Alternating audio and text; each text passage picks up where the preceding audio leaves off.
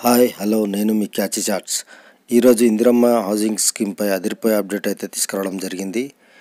అర్హులైన వారికి ₹1,00,000 జమ. మీరు థంబ్నెయిల్ చూసే ఉంటారు కదా. అయితే ఇక వివరాలకు వెళ్ళే ముందు ఒక చిన్న విజ్ఞప్తి. దయచేసి ఎవరైతే కొత్తవారో ఈ వీడియోని చూస్తున్నారో లైక్ చేసి సబ్స్క్రైబ్ చేసుకోండి. అదేవిధంగా బెల్ ఐకాన్ను క్లిక్ చేయండి. లైక్ చేయడమే కాకుండా షేర్ కూడా చేయండి. కొత్త వారికి ఇంకా వివరాలు తెలుస్తాయి కాబట్టి బెల్ ఐకాన్ క్లిక్ చేయడం వల్ల ప్రతి నోటిఫికేషన్ మీకే వస్తుంది కాబట్టి దయచేసి బెల్ ఐకాన్ కూడా క్లిక్ చేయండి. ఇక మనం చెప్పేది ఏంటంటే, మీరు ఈ వీడియోను మధ్యలో స్కిప్ చేయకుండా పూర్తిగా చివరి వరకు చూడగలిగితే పూర్తి సమాచారం అనేది మీకు క్లియర్గా అర్థమవుతుంది. సమాచారం నేను కూడా ఇచ్చినందుకు నాకు కూడా సాటిస్ఫాక్షన్ ఉంటుంది. కాబట్టి దయచేసి ఈ వీడియోను పూర్తిగా చూడగలరని మనవి చేసుకుంటున్నాను. ఇక మనం లేట్ చేయకుండా వివరాల్లోకి వెళ్దాం.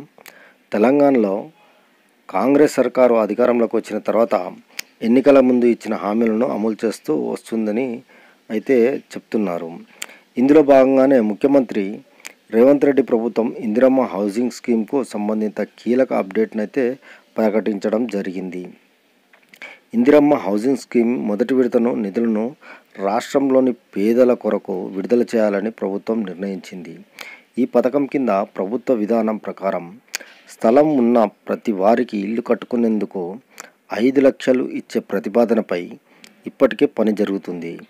జనవరి 21వ తేదీ నుంచి ప్రారంభమైన ఈ పథకం అమలుకు సంబంధించి ప్రభుత్వం వారికి ₹1,00,000 నగదును జమ చేయనుంది.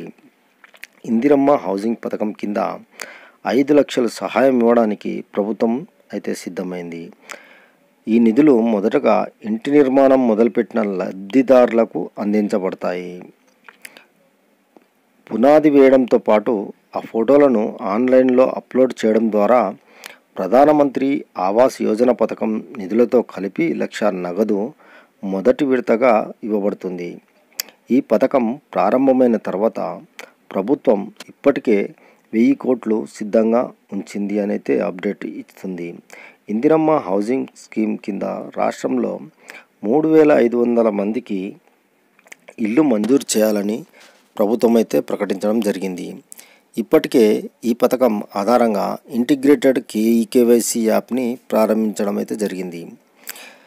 దీనివల్ల సొంత ఇంటి కోసం నిరుపేదలు ఎంతోమంది మధ్యతరగతి ప్రజలు తమ ఇంటి కేటాయింపు జాబితాలో తమ పేర్లు వచ్చాయో లేదో, ఆన్లైన్లో ఉన్నాయో లేదో తెలుసుకోవచ్చు.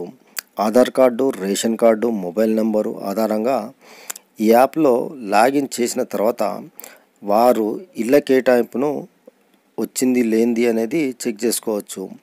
ఈ పథకం ద్వారా పేదలు, మధ్యతరగతి ప్రజలు సొంత ఇంటి కళ నెరవేర్చుకోగలరని చిన్న ఆశ వారికైతే మధ్యతరగతి కుటుంబాలకైతే ఉంది. రేవంత్ రెడ్డి సర్కారు అత్యంత ప్రతిష్టాత్మకంగా ప్రవేశపెట్టిన ఈ పథకాన్ని మెరుపు వేగంతో పూర్తి చేయాలని ప్రభుత్వం లక్ష్యంగా పెట్టుకుంది. ఇందిరమ్మ హౌసింగ్ స్కీమ్లో రాష్ట్రంలోని పేద కుటుంబాలకు సొంత ఇల్లు కల్పించి వారి జీవన ప్రమాణాలు మెరుగుపరచడం లక్ష్యంగా చేపట్టడం అయితే జరిగింది. ఫ్రెండ్స్, ఈ వీడియో నచ్చితే మీరు లైక్ చేయండి, షేర్ చేయండి, సబ్స్క్రైబ్ చేసుకోవడం మాత్రం మర్చిపోవద్దు. మరిన్ని వీడియోలకు మంచి వీడియోలకు లైక్ చేయండి. Please subscribe. Subscribe. For more updates, for interesting updates, Please do subscribe.